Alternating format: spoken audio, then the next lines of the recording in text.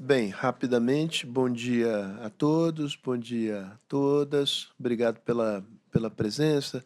Celso, eu vou fazer aqui um agradecimento às empresas que apoiam o ciclo de seminários da Fundação Fernando Henrique Cardoso e depois lhe passo a palavra para apresentar a Djamila. Então, meu muito obrigado a todas e cada uma das empresas cujas marcas estão expostas lá e acolá. E temos um vídeo da Fundação Fernando Henrique Cardoso que dura 45 minutos. Depois de 45 minutos. Não, dura 45 segundos. Então, ele é bom e, sobretudo, ele é breve. Então, solta o vídeo para depois a gente poder começar a conversa. Encarar desafios civilizatórios inéditos por meio do diálogo e da produção de conhecimento. Promover discussões de qualidade, abertas a diferentes perspectivas e pontos de vista. Ter capacidade de aperfeiçoar a democracia e superar a polarização destrutiva. Entender o papel do Brasil em um mundo de constantes transformações. Num dramático cenário de mudanças climáticas, ser parte da solução. Fazer bom uso da tecnologia para promover altos padrões de governança e um desenvolvimento sustentável e inclusivo. Conhecer o passado, entender o presente e projetar o futuro. Fundação Fernando Henrique Cardoso. Um legado em movimento. Muito bem. Como estamos em movimento, Celso, eu passo a palavra para que você faça a abertura dos trabalhos. Bom dia a todos. É um grande prazer poder hoje estar presente e ter a satisfação de apresentar a Djamila. Ela vai tratar de um tema da maior relevância que está, inclusive, inserido na agenda das preocupações do presidente e, por tabela, é parte do legado de reflexões a que nós nos dedicamos aqui na Fundação Fernando Henrique Cardoso. Eu devo dizer que eu tenho uma admiração sem limites pela Djamila, porque acho que poucas pessoas no nosso país têm tido a capacidade de, ao mesmo tempo, entender o que se passa, portanto, entender o presente, projetar um horizonte de futuro pela qualidade da análise e da reflexão dela. Acho que eu escrevi para ela, quando ela se candidatou para a Academia Paulista de Letras, que uma das grandes qualidades do trabalho dela era a natureza esclarecedora da narrativa, não? Uma natureza esclarecedora onde a experiência se associa à reflexão e a precisão da palavra e, ao mesmo tempo, o repertório filosófico dão àquilo que ela diz uma dimensão excepcionalmente relevante e útil para o tema que ela vai hoje discutir. Eu não quero me estender mais, a não ser dizer que, para nós aqui na Fundação, ter a Djamila aqui é uma honra e uma satisfação. Como está dito aqui, o tema que ela coloca é sobre o que significa o antirracismo. Como é que ele se coloca em termos de identidade, particularismo e universalidade. E, para isso, a reflexão e a formação dela tem muito a nos dizer e muito a nos esclarecer. Djamila. Antes, Djamila, deixa eu fazer uma consulta térmica, que tá muito frio. Tá, porque tá frio lá fora, eu tô ouvindo o barulhinho do ar-condicionado, e aí, tá bom? Então tá bom, então vamos em frente. Bom dia a todas as pessoas presentes. Quero agradecer à Fundação Fernando Henrique Cardoso pelo convite, agradecer ao Sérgio Fausto, querido Celso Laffer, e confrade, Academia Paulista de Letras, esse professor intelectual que eu acompanho há bastante tempo, é uma alegria estar ao seu lado aqui. E para falar sobre esse tema que tem trazido muitas discussões calorosas, inclusive nas redes sociais, né, de essa questão que vem surgindo da identidade, identitarismo, o que seria, né, esse debate sobre a questão racial. Eu sou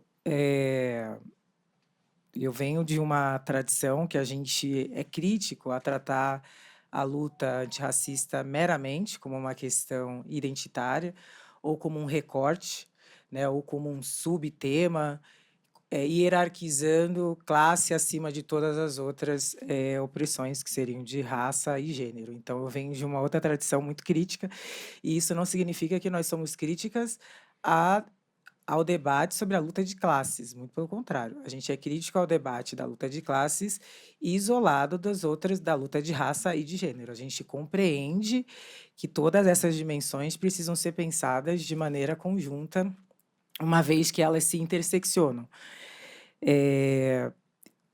Claro que com o avanço, né, do debate público nesse debate, a gente tem discutido cada vez mais, e isso é muito bom. A gente vê as pessoas lendo cada vez mais, só que com a popularização também vem o efeito colateral disso, que são as interpretações equivocadas. E muitas delas, elas não são à toa, elas são deliberadas, né? Porque de uma maneira a gente está disputando um tema, a gente está ali, muitas vezes, criticando uma hegemonia de um pensamento, e, obviamente, que a gente está discutindo poder. Então, muitas dessas intervenções equivocadas, muitas vezes, elas são deliberadas. Como, por exemplo, quando a gente vai pensar o racismo científico do século XIX, né, que foram as teorias biologizantes que serviram para justificar a dominação da Europa nas Américas, que era essa ideia, né, de que negros eram inferiores aos brancos racionalmente, que negros eram mais ligados à força física, logo poderiam ser escravizados. Existiram teóricos do racismo científico, né, como Gobineau, no Brasil, Nina Rodrigues, e isso não é à toa, né, eram ideólogos que estavam ali criando teorias cujo objetivo era a dominação, né? Não tinha nada de um trabalho, vamos dizer assim, intelectual para se pensar as questões. Era, de fato, teóricos que utilizaram dessas teorias com o objetivo de dominação.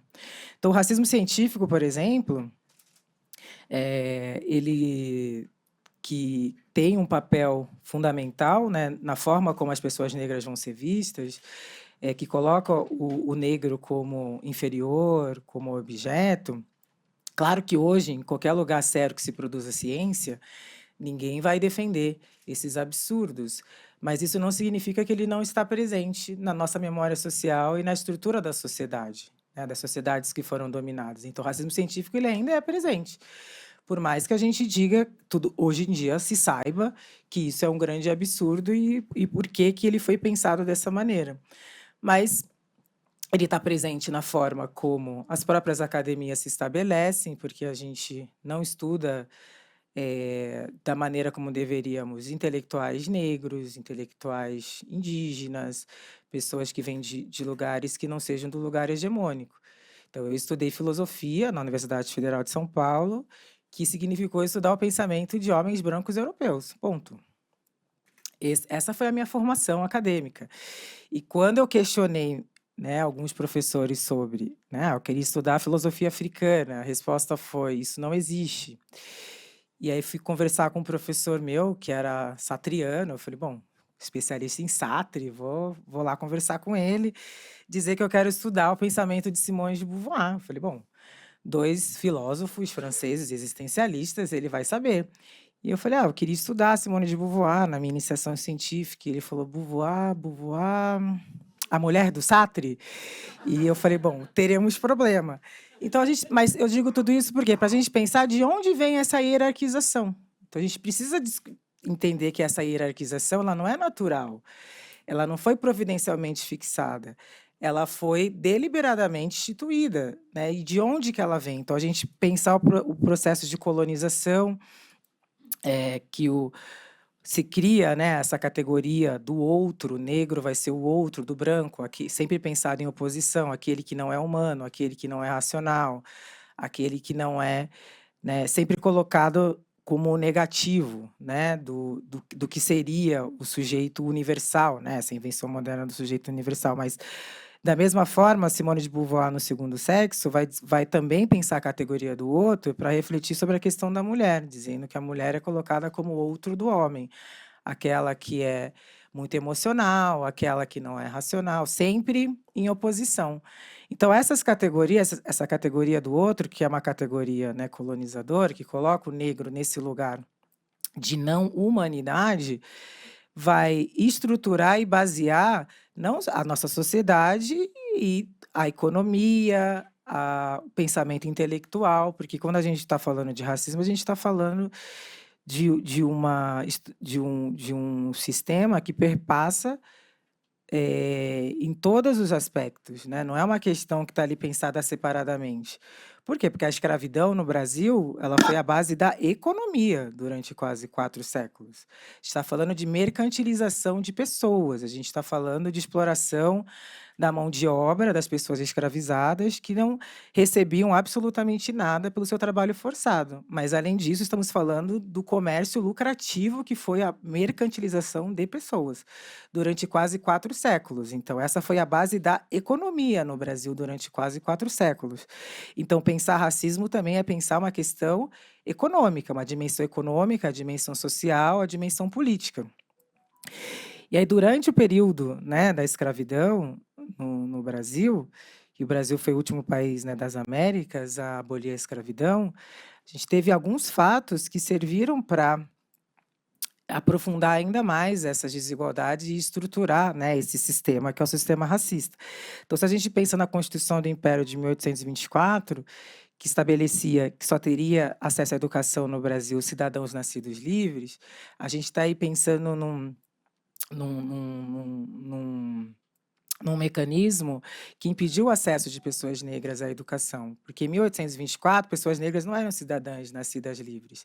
Né, se a gente pensa na Lei de Terras de 1850, que cria essa elite fundiária no Brasil, e depois a gente vê as pessoas negras não teriam a mínima condição de comprar terras do Estado brasileiro, uma vez que elas eram escravizadas, a gente também tem que pensar como que o racismo foi se instituindo como um elemento de aprofundamento de desigualdades no Brasil. E mesmo depois da abolição, do que nós chamamos de processo de industrialização do Brasil, houve o incentivo da vinda dos imigrantes europeus para o Brasil para ocupar os postos de trabalho, né, para cumprir uma política que ficou conhecida como política oficial do branqueamento, porque se pensava que os negros representavam um atraso. E sobre isso, Clóvis Moura, né, o sociólogo Clóvis Moura, ele vai dizer que muitos intelectuais brasileiros, ele vai chamar de ideólogos também, vão para defender o sistema da forma como ele estava, vão dizer que o negro representava o atraso e não a escravidão. Então, vai se dizer que o negro se representa o atraso no Brasil, o que temos que fazer em relação ao negro no Brasil, ignorando deliberadamente que, na verdade, a situação do negro se encontrava daquela maneira por conta de quase 4 séculos de escravidão que colocou o negro nesse lugar.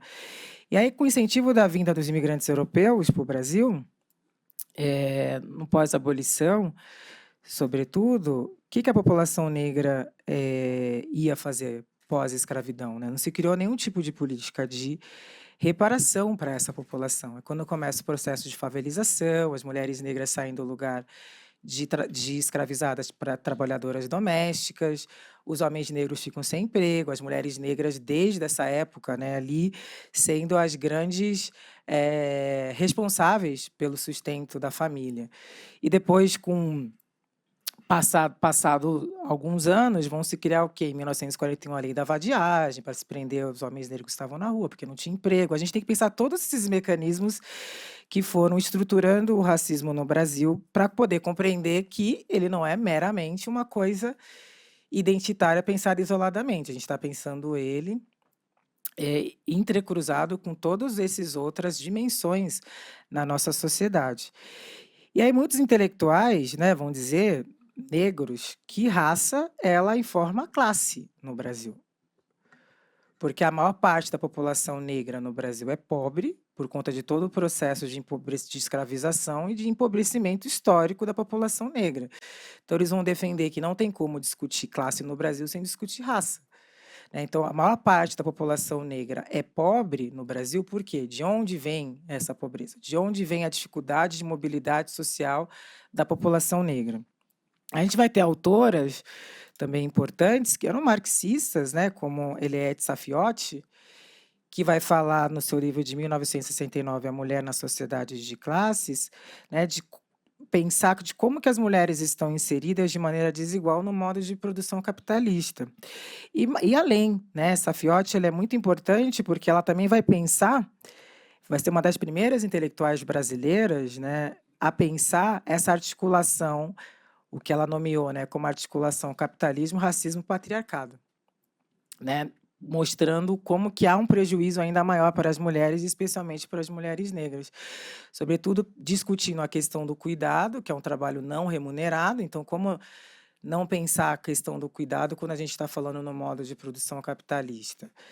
Vai falar da importância de pensar como as mulheres saem num lugar de desigualdade no acesso ao mercado de trabalho, que vai culminar, né, num conceito que Eliette foi pioneira, que é a divisão sexual do trabalho. A gente pensar que a sociedade ela é estruturada de uma maneira que colocam as mulheres numa condição diferente das dos homens, de maneira geral, e das mulheres negras em particular. Então, se a gente está discutindo divisão sexual do trabalho, de mulheres que por conta da maternidade, né, e dessa visão da maternidade e do casamento, muitas delas eram forçadas a não trabalhar, ou a trabalhar não trabalhar fora, a trabalhar em casa. E depois, com o tempo, muitas continuam trabalhando em casa e trabalhando fora.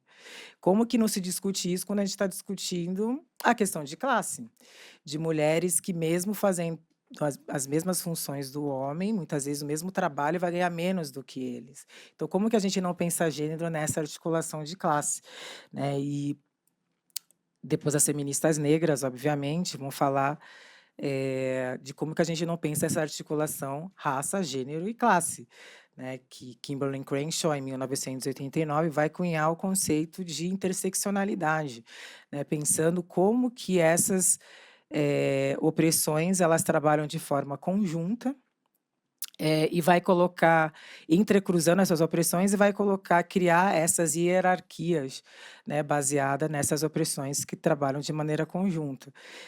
Claro que a gente dá o mérito a Kimberly Crenshaw, né, por ter cunhado esse conceito em 89, mas também é importante falar, quando a gente está discutindo, né, território, que Lélia Gonzalez no Brasil já estava discutindo sobre isso nos anos 80, sobretudo no seu trabalho Racismo e Sexismo na Sociedade Brasileira, mas por estar produzindo em português brasileiro, o seu trabalho não foi internacionalizado.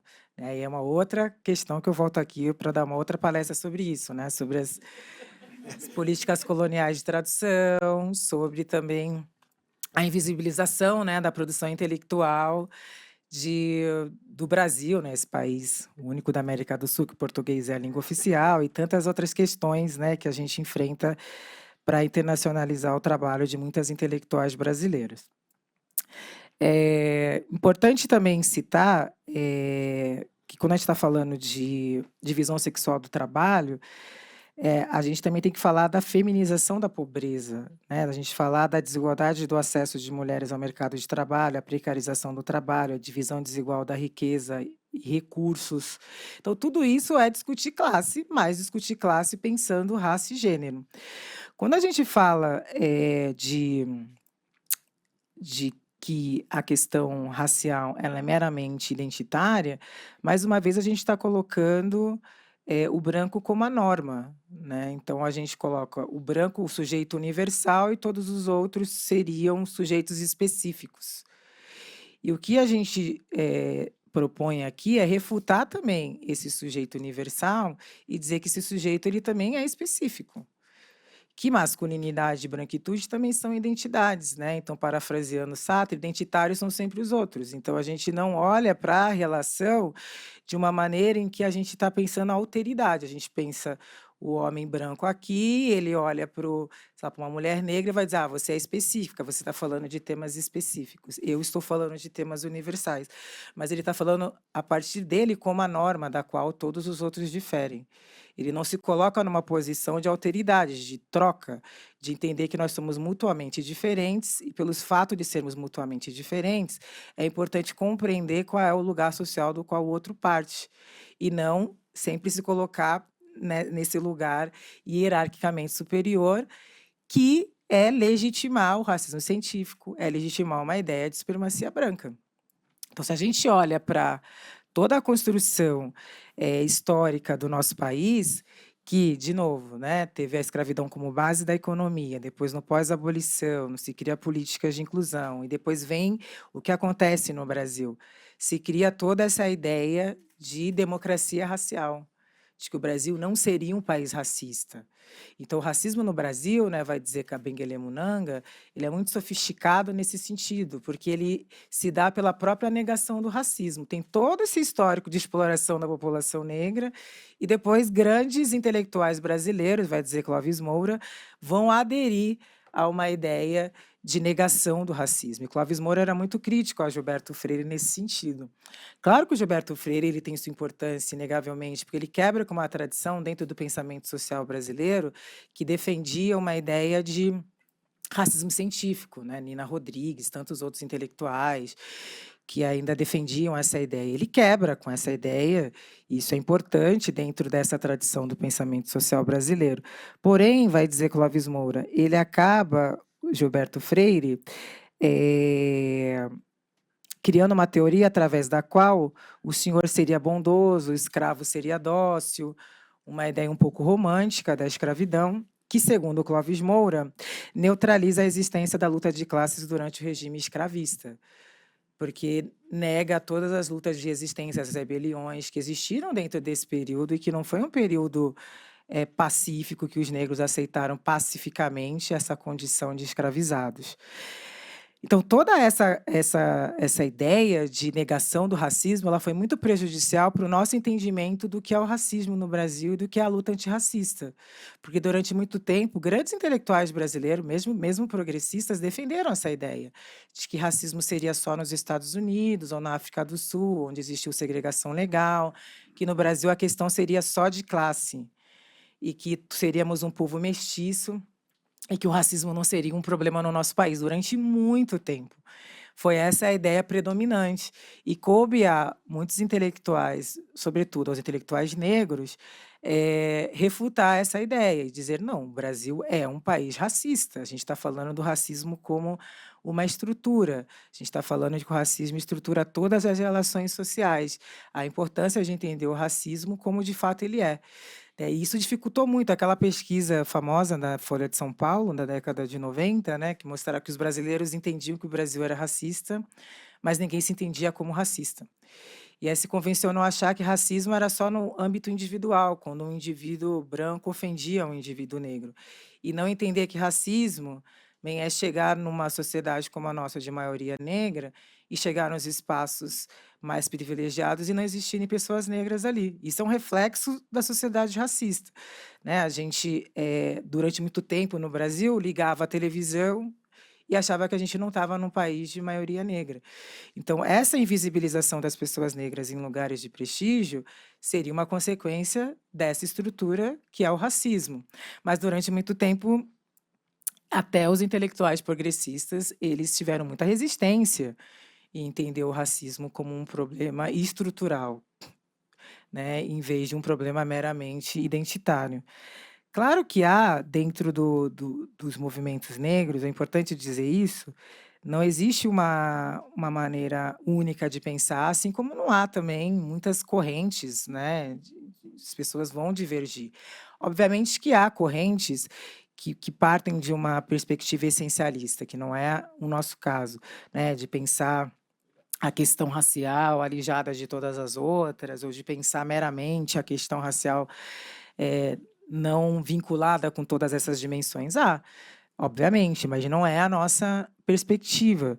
E há uma perspectiva hoje, no Brasil, de pensar a questão racial somente pela questão da representatividade, né, que a gente às vezes fala: "Ah, não, a representatividade", e que acaba ficando um pouco vazia, porque não se pensa, vinculada com todas essas outras dimensões. Mas mesmo pensando na questão da representatividade, que aí eu queria trazer um outro ponto, que há um intelectual muito importante que faleceu na pandemia, que poucas pessoas ainda conhecem, mas eu acho que deveriam conhecer, que é o professor Osmar Teixeira Gaspar, que no seu livro Mídia, Concessões e Exclusão, que foi professor da USP, ele dizia o seguinte, que a representatividade também não é meramente uma coisa vazia, porque ele dizia que quem é representado é fortalecido economicamente, que a representação também é um debate econômico. Então, ele dá como exemplo os atores, né, de novela. Uma atriz, quando ela é protagonista, um ator, depois ele vai fechar vários contratos de publicidade, ele vai ganhar muito dinheiro com isso. Então, quem é representado é fortalecido economicamente. Então, a discussão da representação, ela não é meramente uma discussão vazia, né? Porque quando a gente está falando de quem é selecionado para trabalhar numa empresa, quem é selecionado para fazer um filme, ou enfim, passa num concurso para professor, essa pessoa ela vai ser fortalecida economicamente. E ao escolher somente pessoas do grupo hegemônico, há aí também uma atitude deliberada de fortalecer economicamente somente o mesmo grupo. Então, essas discussões, elas precisam sempre estar vinculadas a todas essas dimensões, né, econômicas, sociais e políticas. Então, pensar a questão. E por que eu trouxe também a questão da mulher? Porque eu não para nós feministas, que partimos da perspectiva da interseccionalidade, não tem como não pensar raça, classe e gênero. Pensar todas essas dimensões de maneira. De pensar tudo isso de maneira conjunta. E aí, para terminar, quando a gente pensa que a questão é meramente identitária, é que muitas vezes quem está no poder quer colocar também dessa maneira. Então, se cria sei lá, um Ministério das Mulheres e um Ministério da Igualdade Racial, um exemplo. E aí acho que todos os problemas da questão racial têm que ser resolvidos nesse ministério, que muitas vezes não tem orçamento. Mas não é essa a questão, né?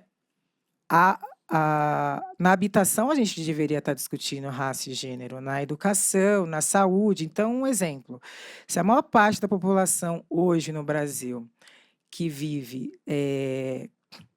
que está em situação de rua, ou que vive em moradias regulares é negra, então pensar habitação é uma questão de raça.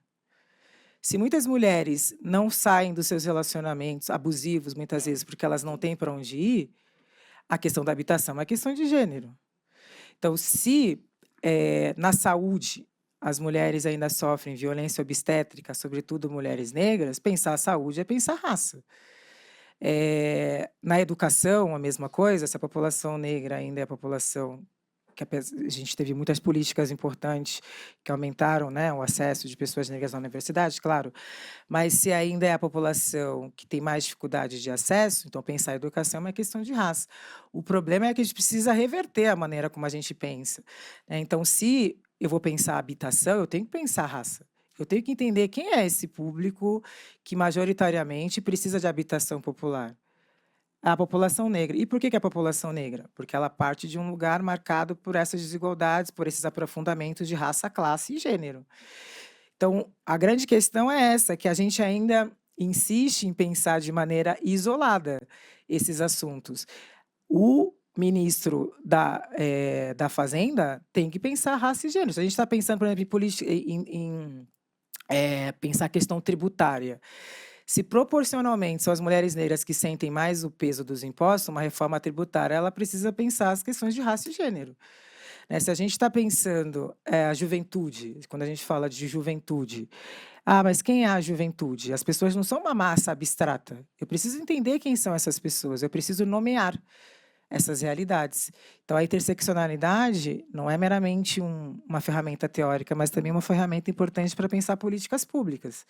Então, eu tenho que nomear quem é a juventude de São Paulo. Fica uma coisa muito abstrata, então eu preciso entender qual é a realidade da juventude periférica, qual é a realidade da juventude que vive nos bairros nobres, qual é a realidade da juventude que vive nas áreas rurais, para eu ser capaz, como uma gestora pública, de pensar uma política pública que atenda a realidade dessas juventudes. E quando nós fazemos isso, a gente é acusada de dividir. Ah, mas vocês estão dividindo, estão criando mais caixinhas. Mas na verdade isso é uma inversão lógica. A sociedade já é dividida. Racismo, sexismo e capitalismo já dividem a sociedade, colocando a mulher negra na base e o homem branco no topo. Quando a gente fala donos do meio de produção são homens brancos. Por que a gente não racializa? Quem são os homens donos do meio de produção? Quando a gente fala de supremacia branca nos Estados Unidos, é uma supremacia de raça e de classe, né? Então a gente sempre tenta desvincular, mas a gente precisa entender que a gente está falando de uma supremacia que é de raça e é de classe, né? E é de gênero. Então, pensar essas dimensões não é dividir a sociedade.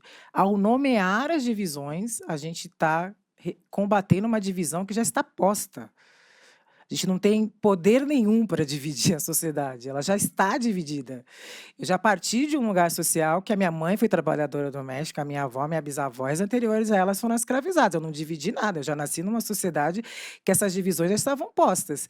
Então, eu preciso nomear essas divisões para ser capaz de criar saídas emancipatórias para essas divisões que já estão postas. Então, se eu estou pensando a questão de um projeto de sociedade, um projeto de nação, eu preciso entender que o racismo, o sexismo e o capitalismo estruturam essa sociedade e não pode haver hierarquia entre essas opressões. Eu preciso entender como essas opressões se articulam e criam essas desigualdades. Então, um exemplo prático disso, né, quando a Lei Maria da Penha, por exemplo, completou 10 anos, em 2015, 16, claro que a Lei Maria da Penha é uma política muito importante para as mulheres, mas saiu uma pesquisa quando a Lei Maria da Penha completou 10 anos, chamada Mapa da Violência, mostrando que em 10 anos de Lei Maria da Penha havia diminuído em 10% o assassinato de mulheres brancas, então mostrando que a política foi eficiente de alguma maneira. Só que no mesmo período de 10 anos, havia aumentado em quase 55% o assassinato de mulheres negras, no mesmo período. Então, qual que é a resposta que a gente tem disso? Que para as mulheres negras, não basta você dizer vá à delegacia e denuncie, né? Sobretudo porque essas mulheres vivem em territórios que sequer pode chamar a polícia, né? Territórios dominados por facções e várias outras questões. Essas mulheres, muitas vezes, não têm o dinheiro do transporte, uma questão de classe, para ir até um centro que ela vai poder ser atendida, porque a maior parte desses centros de referência à mulher ficam no centro da cidade. E essas mulheres acabaram não sendo beneficiadas por essa política, porque a realidade delas não foi nomeada na hora de pensar a política. O que se teve como base foi a realidade das mulheres brancas, e não a realidade delas.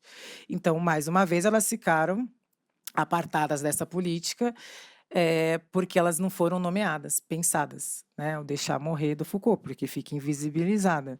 Então, ao não serem visibilizadas, isso significa o quê? Que não se pensou que essas mulheres, elas passam por umas questões, as mulheres brancas, obviamente, sofrem machismo, mas como a gente está falando das mulheres negras, a gente tem que entender como que se dá essa articulação de raça, classe e gênero. Nomeá-las, para ser possível criar uma política que dê conta de pensar a realidade dessas mulheres. E, por fim, quando a gente diz isso, não é no sentido de criar competição, porque eu acho que nas redes sociais hoje também tudo se esvazia, mas a minha terapeuta me proibiu de brigar nas redes sociais, eu não brigo mais. A melhor coisa que eu fiz. Foi a melhor coisa que eu fiz. Ela devia te estimular, porque aí você tem mais necessidade ainda de fazer terapia. Não, porque daí eu deixo de fazer minhas coisas e fico só lá brigando, né? Mas por que se esvazia, né? Porque coloca como competição. Ah, porque tal grupo sofre mais que tal grupo, e aí acho que interseccionalidade é a competição de opressão. E não se trata disso. Se trata de visibilizar diferentes experiências, de mostrar que não é uma coisa meramente identitária, que pensar raça é pensar economia, é pensar tantas outras coisas. Por quê? A mulher negra ela vai viver a experiência de ser mulher a partir da raça e da classe. Uma mulher branca rica ela vai viver a experiência de ser mulher a partir do gênero. Mas ela tem ali alguns privilégios, às vezes de raça, às vezes de classe. Agora, se ela é uma mulher branca pobre, não, ela vai viver a partir do gênero, mas ela vai passar ali por várias experiências a partir da classe dela. Então, se a gente pensar em interseccionalidade, é uma maneira da gente visibilizar essas diferentes experiências. Não é para a gente ficar competindo opressão, é visibilizar para ser visível, inclusive para a política pública. É a gente pensar que a gente está fazendo um diagnóstico da nossa sociedade, a gente quer compreender a complexidade que é a nossa sociedade, e para isso a gente precisa pensar a partir de uma multiplicidade teórica. Só a dimensão de classe não dá conta de pensar a complexidade que é a sociedade brasileira. A gente precisa de mais ferramentas para pensar essa sociedade. Senão a gente vai continuar mantendo uma hegemonia branca masculina, a gente dentro das academias, a gente vai continuar não visibilizando a realidade de grupos que entrecruzam opressão, porque para nós mulheres negras não tem como escolher. Aqui que é mais importante, raça, gênero ou classe? Tudo é importante, porque as 3 dimensões me colocam nesse lugar, não tem como escolher o que vale mais. Então a interseccionalidade é uma maneira da gente desvelar os processos históricos que criam essas desigualdades e compreender essas desigualdades. Não é para a gente ficar brigando entre a gente, é para a gente pensar, sim, nós partimos de lugares diferentes, temos realidades diferentes, mas estamos lutando contra as mesmas estruturas. Né? E não uma coisa que seria para a gente ficar disputando numas disputas estéreis, né, que não levam a construções. A gente pensar junto, não é porque a gente está em lugares diferentes que nós não podemos pensar juntos. Quando nós temos todas essas ferramentas para poder pensar junto. Não é porque você não parte daquela realidade que você não é responsável também por pensá-la, porque você também é afetado por ela, queira ou não. Então, você é afetado pelo lugar de quem se beneficia, você é afetado pelo lugar de quem se privilegia. Então, não existe isso de achar que pensar questão de gênero é pensar só a questão da mulher. Se há mulheres sendo violentadas, há homens violentando. Se há mulheres recebendo menos, há pessoas no poder que acreditam que as mulheres têm que ganhar menos. E isso beneficia quem? Então, os homens também têm que fazer parte dessa conversa, os homens hegemônicos também podem e devem fazer parte dessa conversa, porque também são responsáveis por essas mudanças que a gente quer, e majoritariamente são eles que estão no espaço de poder. Né? E se eles não se apropriam dessas ferramentas para entender como a sociedade brasileira se articula, mais uma vez a gente acaba legitimando somente uma visão de mundo ou continua legitimando todas essas divisões. Então, acho que para terminar é isso, né? Pensar que antirracismo não é uma luta meramente identitária, a gente está falando de uma questão estrutural e estruturante da sociedade brasileira e que perpassa todas as relações sociais e que não é possível a gente pensar numa saída emancipatória no Brasil desvinculando e não articulando todas essas dimensões de raça, classe e gênero e como que elas se estruturam na nossa sociedade. Acho que é isso, por enquanto.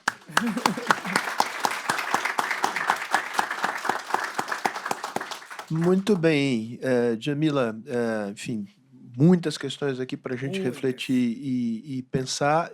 As pessoas podem fazer perguntas aqui por esse QR Code aqui, e elas chegam a mim, eu vou procurar trazê-las aqui para o debate, tanto quanto possível, mas vou tomar a liberdade de fazer, digamos assim, a primeira provocação. O Luiz Augusto Campos, que viria para fazer os comentários, teve um imprevisto de última hora, não pôde vir. Então, eu vou me arriscar num terreno no qual eu sou novato. Né? E te agradeço pela tua produção, porque a tua produção tem me ajudado a entrar nesse terreno, a rever premissas, concepções, repensar temas que eu acho que são temas fundamentais para entender a sociedade brasileira e para mudar a sociedade brasileira. Então, parto da premissa de que quem não entende que raça e gênero são componentes determinantes na trajetória de vida das pessoas, das oportunidades que elas têm ou deixam de ter, na experiência cotidiana das pessoas, é inteiramente cego para a sociedade brasileira. Né?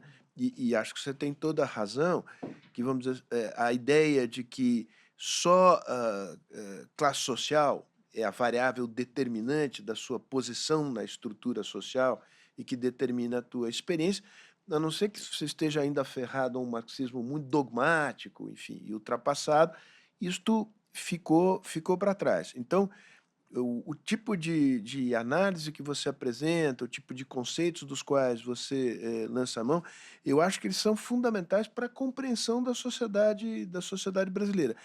Depois até gostaria de te ouvir sobre, a partir da ideia de que não, as identidades sociais elas não são dadas, elas são construções sociais e políticas. Perfeito. Né? Então, por exemplo, quando o movimento negro trabalha pretos e pardos como parte de um mesmo grupo, isto é uma decisão de natureza política. E não tem nada de errado. Não está falseando a realidade. Né? Então, depois eu queria te ouvir sobre isso, porque também dessa perspectiva e da luta da construção de identidades, o tema, digamos, a tonalidade da cor da pele faz diferença na experiência das pessoas. Acho que esse é um tema importante, queria te ouvir. Mas a questão primeira sobre a qual o que eu queria te provocar é que, estando inteiramente de acordo com a tua análise a esse respeito, eu acho que tem um desafio que ainda é um desafio que precisa ser superado. E alguém da plateia fez uma pergunta que vai nessa direção, que é uma pessoa do GIF, que é a Ananda, que você diz, não há uma competição entre grupos oprimidos, perdão. E, portanto, políticas em geral, políticas públicas, têm que ter olhar para essas intersetorialidades. Qual é o desafio? Como é que você rearma um discurso que não é mais do universalismo branco, heteronormativo, etc., mas que dá um horizonte de projeto coletivo? Porque quando você constrói políticas sociais, pensa no tema da habitação, né? Vamos pensar de maneira muito concreta, em que você cria, digamos, condições de financiamento, em que você cria uma condição melhor para um subgrupo de pessoas que sejam mulheres, famílias chefiadas por mulheres, negras, etc., etc., etc., tem mérito. Né? Mas tem um problema. Você cria uma espécie de reação, quer dizer, mas por que razão este grupo tem uma condição mais facilitada em relação a mim, que também sou pobre, sou negro ou não sou negro? Também não é um marcador tão óbvio de você. E isto cria uma dificuldade, que aparece, por exemplo, nos Estados Unidos. Né? Quer dizer, o Trump consegue fazer o estrago que fez porque ele conseguiu entrar entre os latinos, conseguiu entrar, por incrível que pareça, inclusive uma parte da comunidade negra, né, com base na ideia de que é elite contra os pobres. E, enfim, obviamente que isso é um falseamento da realidade, o Trump não é, o Trump é da elite, etc. Mas abre uma vulnerabilidade para uma reação hiperconservadora, né? Que eu acho que é um desafio para quem está do lado de cada cerca. Né? Então é a provocação que eu queria te fazer para abrir a nossa conversa. Bom, eu queria dizer que eu adoraria que as pessoas ainda não insistissem nesse debate, né, de que só classe, porque, ó, no Twitter é difícil. Por isso que eu não tenho. Ainda, Opa, não, pois não, você tem toda a razão. Eu estou dizendo, uma coisa não tá claro para muita, é porque a gente está disputa, você tem toda a razão. Disputa de hegemonia, né, no discurso, mas enfim. E o que vale é o que está na rede social e não no que está no pequeno mundo de intelectuais. Você tem toda a razão. Não, eu acho, claro que vai criar, eu digo que não deveria ser uma competição, isso não quer dizer que as pessoas não tratem como, né, competição. Mas, obviamente, quando se criam essas políticas, muita parte da sociedade vai reagir porque quem domina, né, o discurso, eles sabem como manipular esse tipo de discurso, né, de que, olha, você também é pobre, agora as mulheres estão tendo privilégios e vocês não. Isso vai acontecer, mas e leva a sociedade cada vez mais, né, para um discurso conservador. Mas a sociedade brasileira, na verdade, ela sempre foi conservadora, né? Quando as pessoas falam em onda conservadora, eu discordo um pouco. Eu acho que o Brasil teve ondas progressistas, né? Um país que teve quase 4 séculos de escravidão, um país absolutamente conservador, né? Um país que, durante tanto tempo, enfim, a partir da Constituição, né, de 88, que a gente consegue ver algumas mudanças importantes no Brasil, mas o Brasil sempre foi um país conservador, e óbvio que quando aqueles que nunca tiveram acesso começam a ter, essas pessoas conservadoras, elas vão ainda mais, enfim, se arvorar para manter os seus privilégios. Então eu acredito que essas tensões, elas sempre existiram na sociedade brasileira, né. Eu sou filha de um trabalhador braçal, que era sindicalista, do movimento, eu cresci no meio dessas tensões, o tempo inteiro, né. Então, eu acredito que talvez, claro que elas vão muitas vezes se aprofundando quando determinados grupos passam a ocupar espaços que não ocupavam, e aí há uma reação, evidentemente forte da sociedade. Na discussão da PEC das domésticas no Brasil, foi uma reação absolutamente violenta, né, porque trabalhadoras domésticas seriam equiparadas a qualquer outro trabalhador, e aí teve uma reação absolutamente violenta. E essas reações, elas são parte, porque se a gente ficar refém dessas reações, a gente nunca vai trabalhar para promover as mudanças que são necessárias, né. Eu estava conversando com umas, com algumas mulheres francesas, né, sobre a questão do aborto na França, do aborto ser hoje, né, tá na Constituição, então independente do próximo presidente, virou uma política de Estado, né, não uma política de governo. E elas estavam falando que quando o aborto primeiramente foi aprovado na França, a maior parte da população era contra. A opinião pública era contra, e mesmo assim se entendeu que era importante, porque era um direito das mulheres. Então se a gente ficar refém, né, dessa opinião pública sempre, a gente não consegue avançar. E também não perceber que muitos desses discursos conservadores também se dão, porque boa parte dos grupos progressistas também, não sabem dialogar com a sociedade brasileira. É claro que você tem né, hoje você tem uma bancada evangélica muito forte, as igrejas muito presentes nas periferias, não há espaço vazio, né, na política, e aí você tem muitas pessoas de periferia, né, que vão, aderir a essa religião. Isso significa também aderir ao projeto político das pessoas que controlam essas religiões. Mas eu também fico pensando, qual é a reação que a gente está fazendo também contra isso, né?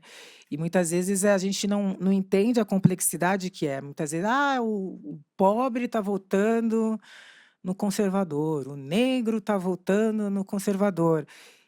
Que absurdo! Eu fico, gente, mas isso sempre existiu, né? Se a gente tem no Brasil, é muito recente na história do Brasil, da gente ter, enfim, essas mudanças todas que a gente percebe, né, na política, no sentido de políticas sociais. É muito recente, se a gente for olhar em termos de história. E isso sempre existiu, porque a política de identidade é diferente da identidade política. Então, o homem pode ser um homem pobre, de periferia, mas ele se identifica politicamente com um presidente conservador que é machista e homofóbico. Ele tem uma identidade política com aquela pessoa. Ou ele está ali na periferia, e muitos deles, homens negros que estão na periferia, quando eles estão com uma Bíblia debaixo do braço, eles não são parados pela polícia. Então é um signo ali de dignidade que ele recebe, por viver num território violento. Então, é fácil dizer só que ele é um conservador, olha só, tá votando contra ele mesmo. E não entendendo todas as questões ali que estão envolvidas dentro daquele território, que faz com que aquilo proteja ele. Ou aquela senhora que é pobre, evangélica, na periferia, só que a igreja dá cesta básica para ela, e quando alguém está doente na família e se reúne, dá um senso de pertencimento para ela que ela nunca teve. Que quando ela sai da periferia e vai trabalhar lá no bairro de classe alta, ela tem que entrar pelo elevador de serviço, e ali ela tem um senso de comunidade, ela vira obreira, ela se sente vista. Então são muitos mecanismos que influenciam isso, e eu acho que às vezes a gente não olha para essas questões também de entender como é que a gente disputa esses espaços, né? Se a gente só olhar, "Ai, o conservador, olha lá, o próprio preto votando no conservador, olha que burro, eu sou arrogante, revolução. E aí não percebe o porquê que aquilo está acontecendo. Então, claro que eles vão manipular o discurso para que isso aconteça, mas eu também reflito de que a gente está fazendo também para poder disputar esses sentidos. Como é que a gente está conversando com as pessoas? Como é que a gente está olhando para essa realidade? Na minha família, no interior de Piracicaba, eu tenho vários tios meus que são pessoas ótimas, trabalhadores, um é carteiro, o outro é vendedor de carro, e eles têm posturas absolutamente conservadoras, né? Para mim não é novidade nenhuma, mas eu tento entender. Mas por quê? Porque eles se identificam politicamente com certos discursos dessas pessoas. Então, em vez de eu só dizer, ai, credo, meus tios são uns idiotas, como é que eu converso com eles, né? Então, como é que eu consigo entender a complexidade de que são homens negros retintos vivendo no interior de São Paulo? Quais são os signos que eles utilizam para se proteger? Pelo menos minimamente, de tantas violências do cotidiano. Então, acho que são várias questões, acho que não tem resposta fácil para isso, mas a gente não pode se acovardar diante do que tem que ser feito. Eu acho que a gente tem que fazer e pensar como é que a gente consegue se articular e conversar com as pessoas e disputar esses sentidos. Falando em disputado, e eu volto aqui ao tema de perguntas que têm sido feitas, essa questão que eu tinha de passagem mencionado no início, que é a questão da, digamos, a tonalidade da cor faz diferença nesta disputa. É muito comum você escutar pessoas no mundo, digamos, entre os pardos, sobretudo os pardos mais claros, de dizer, não, os negros, os pretos são os outros, tá certo? Eu não. A minha experiência é completamente diferente. Mas a identificação é com o branco, não é com o... Não é... Isso é um fato real. Né? Isso existe. Né? Mesmo, digamos, a reivindicação do tema da ancestralidade, das religiões africanas, etc., tem uma parte importante dos pais que rejeita, ao contrário, ele diz, não, eu não tenho nada a ver com isso, eu sou cristão. Né? E tem preconceito em relação tem uma conversa difícil aí nesse... qual é a tua reflexão sobre isso e também a tua experiência sobre isso? Né? Você, nas coisas mais autobiográficas, menciona isso, né? Quer dizer, eu não sou parda, eu sou preta, né? Quer dizer, você viveu isto, que é uma condição... Claro que ela compartilha uma condição mais ampla, mas ela tem uma certa especificidade. Eu queria a tua reflexão sobre isso. Acho que o fato como o racismo foi negado no Brasil fez com que muitas pessoas negras não se identificassem como negras durante muito tempo, né? Porque ninguém queria ser negro num país em que o negro era tratado dessa maneira, né? E ainda é. Então, isso gerou também uma certa falta de identificação. E os movimentos negros, com o tempo, trabalhando todas essas questões, mostrando que negro não é uma categoria única, era uma categoria diversa. Assim como você tem várias tonalidades de pessoas brancas, pessoa branca de cabelo preto, cabelo loiro, cabelo ruivo. Sem cabelo. Sem cabelo. Pessoas negras também partem de lugares diferentes, né? De tonalidade. Mas eu acho que e aí, com isso, foi aumentando a consciência de pessoas negras de pele clara, de se entenderem como negras. Então, há pesquisas que mostram que a realidade socioeconômica de pessoas pardas, né, que são os negros de pele clara, e pessoas pretas, que são os negros de pele escura, tem uma similaridade ali. Claro que os pretos acabam ficando numa situação ainda mais desvantajosa, mas os pardos, majoritariamente, também. Eles não partem de um lugar socioeconômico privilegiado, majoritariamente. Então, por isso que a ideia de unir pretos e pardos. Então, muitos não se identificavam como negros por conta de todas essas questões da forma como o racismo foi construído no Brasil. Agora, tem uma discussão dos pardos hoje, tem pessoas que querem tirar o pardos da categoria preto, enfim, negro, enfim, e que eu acho que faz parte também do, enfim, as discussões são sempre em aberto, mas o objetivo de estar junto negro, pretos e pardos como categoria política é no sentido também da gente poder a reivindicação de direitos, de pensar que nós estamos muito próximos, socioeconomicamente, de pensar como juntos a gente pode lutar para reivindicar esses direitos que foram historicamente negados. Agora, o que eu acho que acontece muitas vezes é que pessoas negras de pele clara também acabam não compreendendo o uso do colorismo, né? O que que é o colorismo? O colorismo é uma ferramenta que foi pensada pelos colonizadores para dividir mesmo os negros. Então, os negros de pele clara vão ter algumas vantagens sociais e os de pele escura vão ficar lá esquecidos.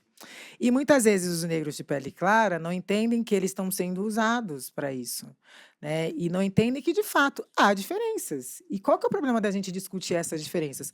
Estamos muito próximos, claro, quando a gente está falando de uma realidade material, mas é óbvio que quanto mais escura a pele, menos oportunidade se tem. A gente vê isso nas escolhas na moda, na publicidade, na dramaturgia.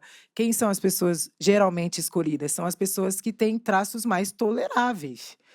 Então, a gente não entender isso, ficar brigando entre si, que às vezes eu fico, eu também sou negra. Sim, nós duas somos negras, mas eu, como uma mulher retinta, eu passo por experiências diferentes. E qual o problema da gente reconhecer que nós passamos por experiências diferentes? Né? E a gente, não, mas todos somos negros. Aí, de novo, quer reivindicar uma universalidade que a gente está historicamente combatendo. E está tudo bem, né? Eu acho que nós, negros de pele escura, claro, a gente tem que reconhecer a negritude dos nossos irmãos negros de pele clara, não é essa a questão. Mas eu acho que a gente também tem que debater que há diferenças entre nós, e não há problema nenhum de a gente dizer isso. E muitas vezes o papel do negro de pele clara é dizer: vocês têm que trazer os de pele escura aqui para cá também. É entender como é que a gente faz para discutir isso, para que a gente possa abrir espaços para todos, porque a gente sabe que há uma invisibilidade, sobretudo de mulheres negras de pele escura, de maneira geral, nos espaços de poder. Quando a gente geralmente vê a primeira negra alguma coisa, é uma mulher negra de pele clara, majoritariamente. Né? Não são as mulheres como eu, ou como a Carla Coutirene, ou mulheres de pele, enfim, mais escuras. Então, acho que essas tensões, elas existem, mas se a gente compreender que o colorismo foi uma ferramenta utilizada para nos separar, a gente tem que compreender como que a gente faz para não legitimar essa ferramenta e como que nós fazemos juntos e juntas para combatê-la. Mas entendendo que sim, as experiências são diversas. E qual é o problema? Da mesma forma que a experiência de uma pessoa branca sudestina, às vezes vai ser diferente de uma pessoa branca nordestina, né? Então, o território às vezes faz diferença na questão do acesso, na questão das oportunidades. Então, por que que a gente também, entre as pessoas brancas também, às vezes tem essas questões, a depender do território, a depender da classe social, então por que que entre as pessoas negras não existiriam? Então eu acho que às vezes a gente fica muito, mas os próprios negros, ué, faz parte, né? Os brancos também estão brigando, os homens também estão brigando, mas a gente fica sempre, olha lá os negros brigando.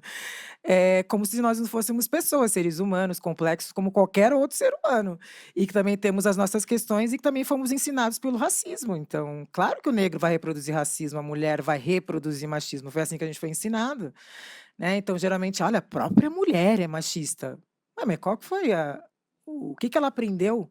Né? Quando Simone de Beauvoir fala não se nasce mulher, torna-se mulher, é que antes da gente nascer já tem todo um mundo estruturado dizendo o que mulher deve ser. Você nasceu, já estava dado, não fui eu que escolhi. Então eu nasci, menina, menina, é menina. Babado, carrinho. Você vai ver fotos sua de criança, às vezes você gostava de brincar de carrinho de corrida, mas estava lá o carrinho de bebê, independente de você. Então, o gênero se impõe à mulher, da mesma forma que a raça se impõe ao negro. Então, a gente nasce numa sociedade que já tem tudo isso formatado e a gente vai sendo ensinado a reproduzir isso. Se a gente não tem acesso a uma discussão crítica, se a gente não tem acesso a uma outra visão que refuta essa visão hegemônica, o nosso caminho vai se reproduzir. É por isso que a gente vê tantos grupos oprimidos reproduzindo a opressão, porque é assim que a gente foi ensinado. Aí a gente vai lá e culpa, tá vendo? O próprio oprimido é responsável pela opressão. Mas a gente não entende de onde vem, num país que tem desigual como o Brasil, de acessos totalmente distintos, e aí a pessoa que teve o acesso aos melhores estudos vai chegar lá para Dona Maria do Grajaú: "Ah, mas a senhora mesmo não sabe que isso". A Dona Maria do Grajaú, a primeira necessidade dela era a sobrevivência, ela não teve acesso, ela não foi estudar na escola, não sei das quantas, que ensinou para ela sobre a Revolução Francesa. Então, e a gente acaba não compreendendo por que que as pessoas reproduzem isso. Claro que dá raiva, não estou dizendo que não irrita, claro que irrita. Eu me irrito muitas vezes quando eu vejo, eu falo: "Gente, como é que pode esse ser humano falando contra ele mesmo?". Mas aí depois eu respiro. Claro que tem os seres humanos que falam deliberadamente, a gente sabe muito bem. Não romantizo porque é negro, porque é mulher. Tem várias mulheres aí hoje em dia totalmente contrárias às pautas das mulheres deliberadamente. Mas no geral, essas pessoas elas não tiveram acesso a isso. Eu acho que é isso, a gente está em disputa o tempo inteiro, a gente tem que ir trabalhando para ir conscientizando as pessoas, e essas disputas elas vão existir, né, não tem como não existir. Só um comentário para depois passar uma pergunta que foi feita pela Thalita Paz sobre lugar de fala, né? E mesmo, digamos, o negro de tonalidade clara, sobretudo mulher, teve uma, digamos, aceitação, né, pela hipererotização. Você, no manual antirracista, tem, acho que é o título de um livro, né? Mas essa frase me marcou, que é: branca é para casar, mulata é para F e preta é para trabalhar, né? Então, acho que é uma frase, digamos, sintética no seu horror de estereotipar papéis, caixinhas onde você encaixa racialmente e, digamos, os negros de pele clara, as mulheres são encaixadas, né, neste lugar. Elas são incorporadas na medida em que elas servem aos desejos dos homens brancos. Mas dito isso, a pergunta da Thalita é sobre o lugar de fala, sobre o conceito, né? Se ele ainda funciona, se ele caiu em desuso nos tempos atuais. Eu acho que é bom voltar ao tema, porque esse é um tema, esse é um conceito que provoca conflitos de interpretação, tem digamos, do ponto de vista de homens brancos, classe dominante, tem um pouco a dizer: como assim? Tá me silenciando? Eu não posso falar sobre o racismo? Tem menos legitimidade aquilo que eu disser, porque eu não preencho esses requisitos? Então, eu queria que você tocasse nesse tema e respondesse a essa pergunta da Thalita, se ainda funciona, se é útil, se entrou em desuso e por quê. Eu tô para lançar agora a versão estendida, né, do lugar de fala. Então, não entrou em desuso. Nem um pouco. Bom, o conceito de lugar de fala, por que que ele traz, né, muitas equívocos na interpretação? Então, não tem como o conceito sair de uso, no sentido do que, porque ele é o desvelamento de dos processos de desigualdade. A gente está nomeando eles. Então, não tem como, enquanto existir as opressões, né, o lugar de fala ele dá nome a esses lugares que são criados pelas opressões, né, estruturais. Então, na verdade, a gente é uma compreensão desses fenômenos, né, pensar o lugar de fala. E é claro que com a popularização do conceito, as pessoas começaram a achar que o lugar de fala era interdito, né? Ah, cala a boca não é seu lugar de fala. Ou que o lugar de fala era uma perspectiva essencialista, de que só negro podia falar de racismo, mulheres de machismo. E eu falo isso no livro, tá? Também as pessoas também não leem. Tem uma questão aí muito séria, de que às vezes eu tenho que ficar... Ah, mas lugar de fala é interdito. Você leu o livro? Não. E aí você também fica aí, nesse lugar, né? Muito difícil. Eu falo, poxa, as pessoas podiam ler, né? Quando a gente lançou, a gente fez um projeto super democrático, R$19,90, frete grátis, as pessoas não leem. Então, não é interdito. Então, o que é lugar de fala? A gente está falando basicamente do lugar social, né, de que a gente parte. E pensando a partir da interseccionalidade, né, as opressões intercruzadas, elas vão criando esses lugares. Então, qual é o lugar da mulher negra no Brasil? E quando eu estou falando de lugar de fala, estou falando no sentido estrutural. Lugar de fala não é um conceito individual, como as pessoas pensam, né? De que eu estou falando do meu lugar de fala como Djamila. Não, estou falando do meu lugar de fala como mulher negra. Então, estruturalmente, as mulheres negras, elas vão compartilhar experiências por virem desse lugar. Quais são os lugares que majoritariamente mulheres negras estão compartilhando no Brasil hoje? É a alta taxa de assassinato de mulheres, de feminicídio, a grande maioria no trabalho doméstico, violência obstétrica. Me interessa compreender quais são as experiências que essas mulheres estão compartilhando por partirem desse lugar. E por a gente partir desse lugar de desigualdade, isso faz com que as nossas produções também não estejam presentes nos espaços, isso faz com que a nossa presença seja praticamente invisibilizada e assim por diante, porque a gente não parte dos mesmos lugares de oportunidades. Então, se eu não estudei filósofas negras na faculdade, é porque elas não são inteligentes o suficiente? Isso seria validar o racismo científico, ou é porque essas mulheres partem de um lugar em que elas tiveram menos acessos de oportunidades, inclusive para publicar um livro, inclusive para chegar na universidade. Então, eu estou compreendendo esses fenômenos. Então, a gente parte de um lugar diferente.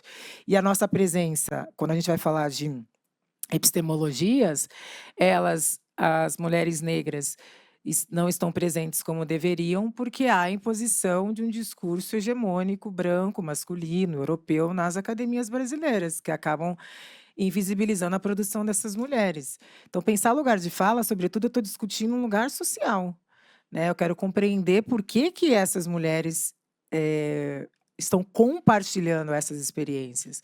Não é sobre a minha experiência como indivíduo, porque mesmo vindo desse lugar, mulher negra, como indivíduo, eu vou ter experiências diferentes de outras mulheres negras, né? Eu nasci em Santos, eu vim da classe trabalhadora, meu pai era estivador, era um homem absolutamente culto, me colocou para aprender xadrez, me colocou para falar inglês, me levava nas manifestações. Como indivíduo, eu tive uma experiência muito particular. Agora, isso não quer dizer que, mas eu continuo sendo uma mulher negra. Como grupo, eu tive experiências similares às das outras mulheres negras. Experienciei racismo na infância, tive questão com o meu cabelo, não li mulheres negras na escola, cheguei na faculdade sem ler mulheres negras. Então, não interessa como indivíduo, porque a minha experiência individual ela não vai dar conta da experiência de todas as outras mulheres negras, né? Não interessa a experiência da Djamila indivíduo, interessa quais são as experiências que eu passo. O que eu passei como mulher negra na minha vida adulta, né? Como escritora, deslegitimação, pessoas que não leram o meu trabalho, escrevendo artigos dizendo que lugar de falar era uma besteira. A pessoa nem leu o meu trabalho, então por que ela está dizendo que é uma besteira? Eu fiz faculdade, a gente vem da academia. Para você criticar o seu objeto de crítica, você tem que ter lido. Por que aqueles seres humanos achavam que não precisavam nem ler para falar que é uma besteira? Porque ele parte de um lugar social que ele sempre pôde falar, que ele sempre pôde ser representado. Então, ele acredita que ele é superior. Ele acredita que, quando a gente está refutando qualquer saber que vem deles, isso é uma afronta, porque eu saí do meu lugar. Eu não deveria estar naquele lugar. Então, eu vivenciei isso e ainda vivencio, de pessoas que chegam para mim e falam: eu não concordo com o que você fala. Mas você leu? Não. Então, não me interessa. Aí você fala: não me interessa. Ela é arrogante. Ou ela não sabe receber crítica. A crítica... Gente, eu estudei filosofia, faz parte da tradição, a dialética é própria da tradição filosófica. Um filósofo critica o outro e é maravilhoso isso. Mas as pessoas não sabem fazer crítica. Então, ela não gosta, e porque ele não gostou, logo eu tenho que ficar quieta, né? Então, eu acho que são essas as questões que acontecem com o conceito de lugar de fala. Então, isso também significa dizer que, se eu quero entender o lugar da mulher negra ou o lugar do homem negro, quais são as experiências que o homem negro compartilha na sociedade brasileira hoje? Alta taxa de carceramento em massa, violência policial, eu quero compreender esses fenômenos. Isso significa também que eu quero compreender o fenômeno homem branco, que se põe como universal. E é justamente nessa hora que o conceito ele incomoda. Quando eu quero entender também que aquele homem ele parte de um lugar, ele parte do lugar do poder, do lugar do privilégio, do lugar de quem sempre foi representado, do lugar de quem é hegemonicamente presente nas epistemologias, na academia, nos espaços da política institucional. E por que ele está lá? É porque ele é melhor do que eu? Porque ele é mais inteligente? Aí seria refutar o racismo científico. Seria legitimar o racismo científico. Ou ele está lá porque ele parte de um lugar de privilégio? Que não é um debate sobre capacidade, mas sobre oportunidade. E que acaba fazendo com que ele esteja majoritariamente presente nesse espaço, não porque eles são mais geniais, mas porque eles partem de um lugar de mais oportunidades concretas. E o lugar social que ele parte confere a ele essas oportunidades. Então, também refutar esse lugar, dizer você também fala a partir de um lugar, é o que traz o incômodo do conceito do lugar de fala, né? De você não é. Você não está aí porque você é supostamente mais inteligente, você está aí porque você é mais privilegiado. Então, e quando a gente faz isso, e é por isso que vocês estão majoritariamente nos espaços, conceituando tudo. E quando a gente vem reconceituar, traz esse incômodo, né? Então, o lugar de fala é de onde se fala, não é o que se fala. É de onde você fala. Então, pessoas brancas podem e devem falar sobre o racismo, só que elas vão falar de um outro lugar, diferente do meu, que sou do lugar de quem vive essa opressão. Então, achar que as pessoas brancas não deveriam falar sobre racismo seria legitimar totalmente as pessoas que se beneficiam, que criaram esses sistemas de desigualdades e aí não vão trabalhar para confrontar esse sistema? Então, se você é um gestor público, o seu compromisso é com o povo brasileiro. Quem é o povo brasileiro? É formado por negros, por indígenas, por mulheres. Você está ali para governar para todos, não só para o seu grupo. Se você é um professor e você está ensinando sobre pensamento social brasileiro e você escolhe só ensinar sobre pensadores brancos, você está escolhendo legitimar uma supremacia branca. Então, você está explicando a história do Brasil de maneira incompleta. Se você não está trazendo mulheres brancas, negras, indígenas para pensar isso na sua bibliografia. O que você está apresentando para os seus alunos como visão de mundo? Você está legitimando somente aqueles que vêm do seu lugar social. E se nós, pessoas negras, produzimos intelectualmente, se pessoas indígenas produzem intelectualmente, por que essas produções não estão presentes nas bibliografias dos cursos? A gente precisa refutar, tem que ler negro porque ele é negro? Não, você tem que ler porque faz parte da história. Então, se eu estou estudando história do Brasil e eu só estou estudando uma perspectiva, eu estou estudando de maneira incompleta. Se eu estou estudando filosofia e não estudo a filosofia que vem de outros lugares sociais, eu estou legitimando que tipo só de filosofia? Então, são esses os questionamentos que a gente faz, né? Então, pessoas brancas podem e devem, se você é um professor, revisar sua bibliografia, né? O que você está ensinando? O que você só leu pessoas como você? Então, você vai ter uma visão limitada, que é o que faz com que muitos intelectuais fiquem presos nos seus autores e tratem como time de futebol, só leu aquilo, e se você critica, a pessoa quer brigar com você. Eu não tenho nenhuma filiação teórica quando as pessoas perguntam. Eu utilizo vários autores, porque eu preciso de uma multiplicidade teórica para pensar problemas complexos. Eu não posso pensar só a partir de uma matriz de pensamento, senão eu não vou dar conta de entender, porque eu tenho realmente um compromisso em compreender essa realidade, e não só um compromisso em manter a hegemonia daquela corrente de pensamento, que é muitas vezes o que as pessoas querem fazer. Elas querem manter a hegemonia a todo custo e elas não se abrem para qualquer outra perspectiva crítica em relação, enfim, a pensar, né? Então, o lugar de fala é de onde se fala.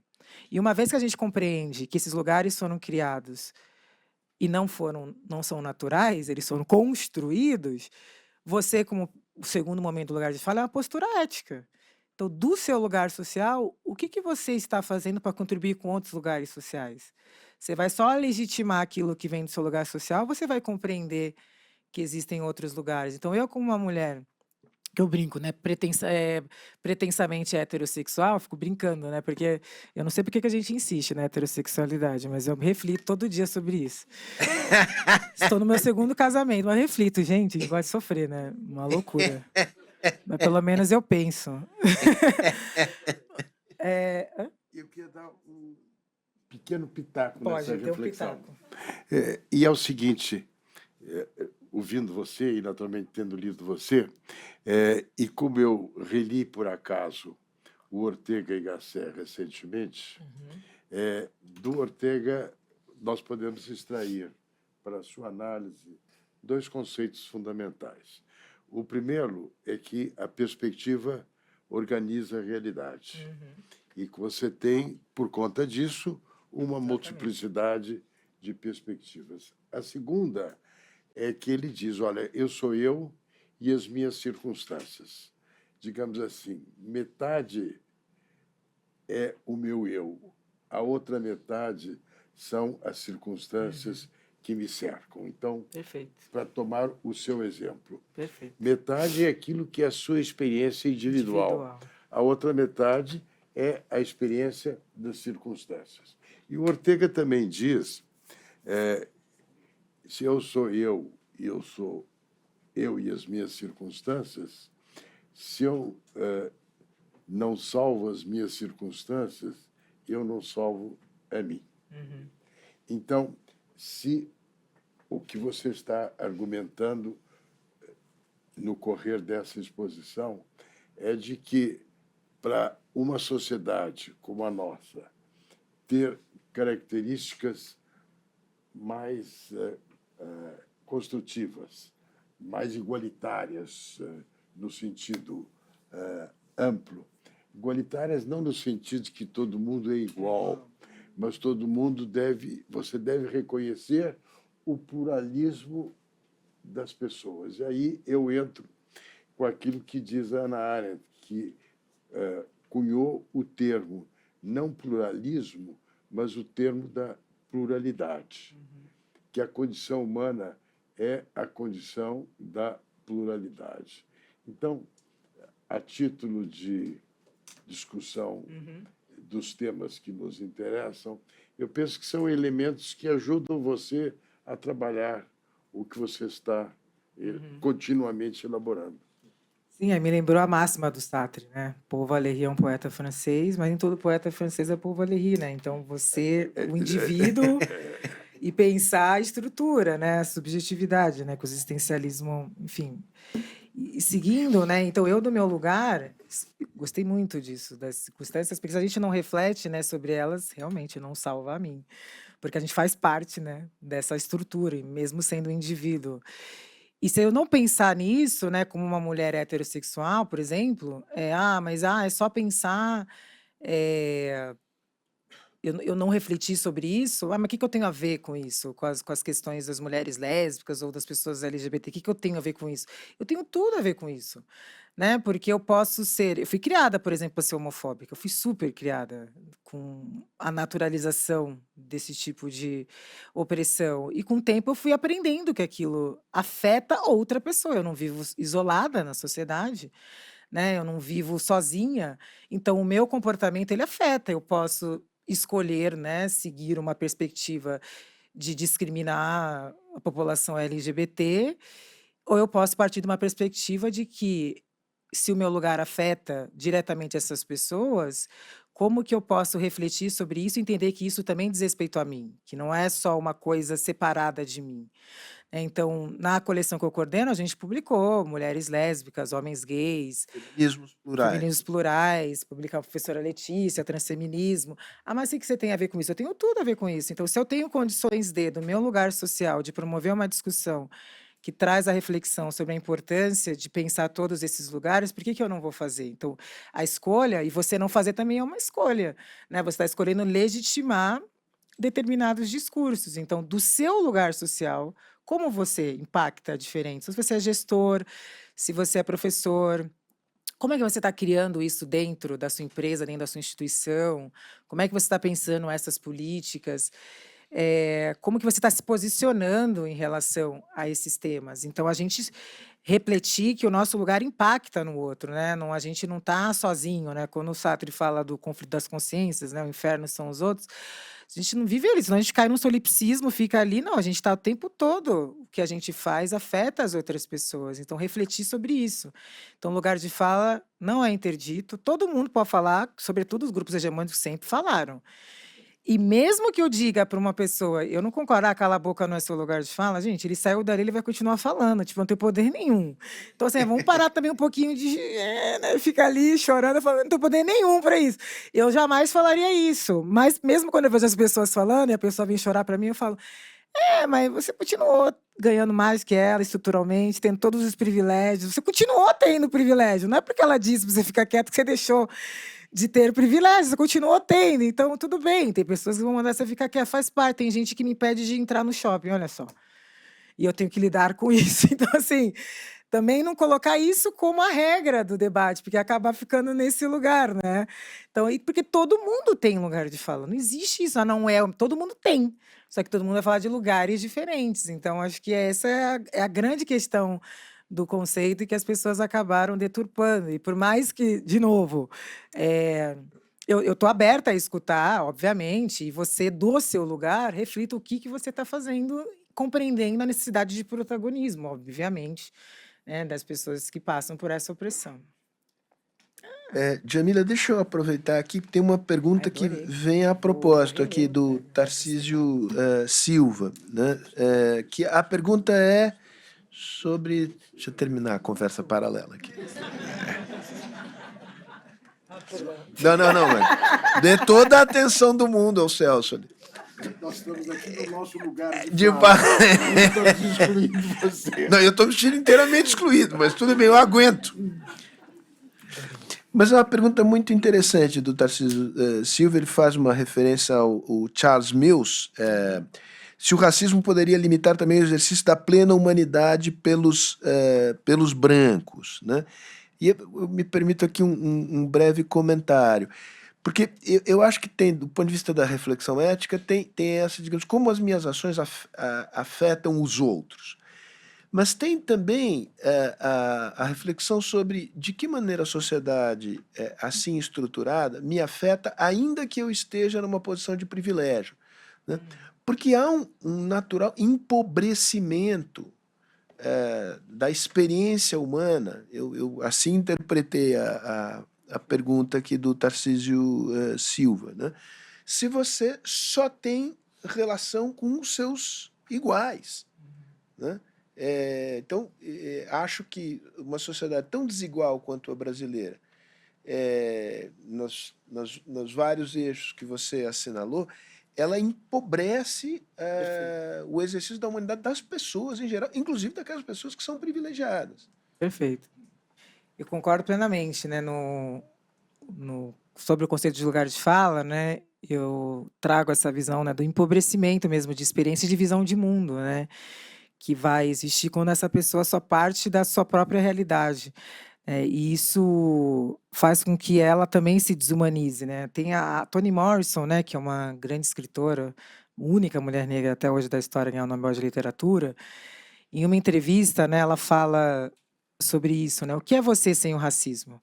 Né? Você ainda se sentiria bom? Você ainda se acharia inteligente? Né? Se você precisa que alguém esteja de joelho para que você se sinta alto, é porque você realmente tem um problema. E é muito interessante porque ela devolve a pergunta para o entrevistador, né, que está exatamente falando para ela, e o racismo? Ela vira isso, mas isso não é um problema meu. Isso é um problema que vocês, pessoas brancas, precisam discutir. Se vocês ainda acham que para se sentir superior você precisa me inferiorizar, essa é uma questão sua, não minha. E ela sempre devolvia. Eu achava interessante como ela fazia esse movimento, e porque também ela era muito criticada por se escrever somente personagens negros. E ela devolvia, mas você diria isso a um escritor branco que só escreve sobre personagens brancos? Ela sempre devolvia, e fazia a pessoa refletir, né, do quanto que ela estava sendo racista. E, de fato, as pessoas que escolhem, né, deliberadamente ou não, somente seguir ali a sua visão de mundo, as pessoas como elas vão ter uma visão muito empobrecida de vida, intelectual também, e de experiências. Eu lembro que um exemplo prático disso, em 2017, eu estava na Noruega, convite lá do governo para conhecer as políticas de equidade de gênero na Noruega. Políticas muito interessantes, né, como licença parental, em vez de licença maternidade, né? Então é parental, é de 1 ano, fica o pai ou a mãe. No Brasil, por ser maternidade de 4 ou 6 meses, né, e a paternidade de 1 semana, o Estado brasileiro está dizendo quem é a obrigação de cuidar dos filhos, né? Então, políticas muito interessantes. E aí eu lembro que tinha uma política na Noruega, que era a política de cotas, né, de 30% dos cargos de liderança das companhias nacionais precisam ser ocupadas por mulheres, das companhias nacionais. E quem criou essa política foi um político conservador. e que pensou essa política, eu fui conversar com ele, falar, mas por que o senhor decidiu, né, pensar essa política? E ele falou, olha, se mulheres existem na Noruega e elas não estavam chegando a esses cargos, é porque deveria ter algum problema. Então, a gente tinha que estudar e analisar o porquê que elas não chegavam. Aí a gente entende que, né, existem desigualdades no acesso ao mercado de trabalho, uma série de questões. E se eu não pensasse essa política, a gente só ia contratar os homens com os quais eu jogo golfe no domingo. Parece simples, mas é muito profundo, e é exatamente isso, né? Se você convive só com as pessoas como você vai acreditar, naturalizar que somente aquelas pessoas têm condições. E se você também não se coloca em conflito com outras realidades, a gente precisa aprender a lidar com esses confrontos. E a gente quer ficar num lugar muito confortável das pessoas que vieram só dos lugares como a gente, que pensa como a gente, e a gente não se coloca em conflito com outras experiências, com pessoas que vão trazer outras visões, que vão colocar você em xeque, que vão colocar você em conflito, que vão fazer você pensar, que vão te tirar do lugar que você costuma estar. Então, de fato, é muito importante a gente entender isso, né? Não tem como a gente não... o inferno são os outros. A gente vai ter que entrar nesse inferno de lidar com o outro, porque a gente não vive sozinho. E isso serve para qualquer um de nós. Não é porque eu sou uma pessoa que estudei sobre esses temas, não é porque eu sou mulher e negra que eu sei disso. De novo, eu fui ensinada a reproduzir, é que eu tive... Eu sempre brinco, meu pai que me salvou da alienação desde pequena, e depois eu fui estudar sobre esses temas, mas mesmo eu também tive que estudar sobre realidades distintas da minha. Então, eu gosto de dar esse exemplo sempre, porque não é porque eu estou aqui falando que eu não sou afetada por todas essas questões. Assim como eu tive que aprender sobre a questão LGBT, eu lembro que eu estava em Belém, em 2015, na Universidade Federal do Pará, dando uma palestra com uma outra companheira que era de lá. Eu estava falando do norte, a felicidade de estar no norte, falando do norte, do norte, do norte. E num dado momento ela me interrompeu na frente de 400 pessoas. Claro que eu não gostei, sou leonina, achei péssimo. Mas ela virou para mim e falou, olha, é o seguinte, você está falando aqui do norte? Que norte que você está falando? Você está falando daqui do Pará, você está falando do Amazonas, você está falando do Acre? Eu levei um choque. Porque quando eu pergunto de onde você vem, você diz que vem de São Paulo. Você não se marca como sudestina, mesmo sendo sudestina, não é mesmo? E um choque, assim, né? Parei por uns segundos, nunca tinha parado para pensar sobre aquilo. E falei, é verdade, você tem toda a razão. O que eu estou falando? Eu realmente preciso estudar, a gente que é do Sudeste, de fato, a gente acaba não estudando intelectuais que vêm do Norte, do Nordeste. Realmente, a gente tem uma hegemonia sudestina no Brasil. E quando eu digo sudestina, é Rio-São Paulo, porque Espírito Santo não esquece, ninguém liga. Então, Rio-São Paulo, né? Porque o Espírito Santo, Minas, até vai. Fica sempre esse São Paulo, sobretudo São Paulo. E eu parei para pensar, realmente, eu não refletia sobre isso. E aquilo foi um choque para mim. E aí, o que eu fiz? Fui estudar, realmente. Eu era ignorante, fui entender. Fiz lançamentos em vários lugares do Brasil, no Acre, no interior do Rio Grande do Norte, vários lugares. Conheci várias autoras lá que eu convidei para escrever na coleção, senão ia ser só uma coleção sudestina. E aí eu fui refletir sobre isso. Então, e isso me enriqueceu muito. Eu aprendi muito sobre o Brasil. Aí eu fui para o Maranhão, aprendi sobre o Negro Cosmo, sobre a balaiada. Eu não sabia. Aí você vai para Fortaleza, o Dragão do Mar, a figura do Dragão do Mar, que foi lutou contra a escravidão. Não sabia. Aí você vai para tantos lugares, fui para o Piauí, aí você descobre tantas coisas lá, falou, nossa, é mais fácil a gente saber sobre a Europa, tantas evoluções, do que as evoluções que aconteceram, as rebeliões no nosso próprio país. E aí eu fui aprendendo sobre isso. E isso me enriqueceu muito como pessoa, mas como intelectual também. O meu trabalho ficou mais aprofundado por causa disso, porque eu fui aprender sobre isso. Então, é importante a gente estar aberto. E qualquer pessoa, não estou falando só do cara hegemônico, até mesmo nós, quando a gente vai escolher estudar, e eu tentava ser achava que eu era super mais democrática possível, eu estava priorizando uma visão absolutamente do Sudeste, né? E hoje, na nossa coleção, tem autoras do Piauí, tem autoras da Bahia e do Mato Grosso do Sul, do Mato Grosso, enfim, de Brasília. E isso foi importante para eu mudar essa chave. Então, todos nós também podemos nos enriquecer quando nos colocamos em contato com outras experiências e outros lugares sociais. Jamila, a gente tem mais alguns minutos e o pessoal se animou aqui, fez várias perguntas. Eu queria tocar nesse tema. É Thaís Araújo que faz a pergunta. Nossa, a atriz está aqui, gente? Pois é. Mas porque também estamos recebendo de fora, não sei. Brincando. Não sei. Não, mas é a pergunta, falando em reações, você falou, digamos, o branco que precisa do negro inferiorizado para se sentir seguro.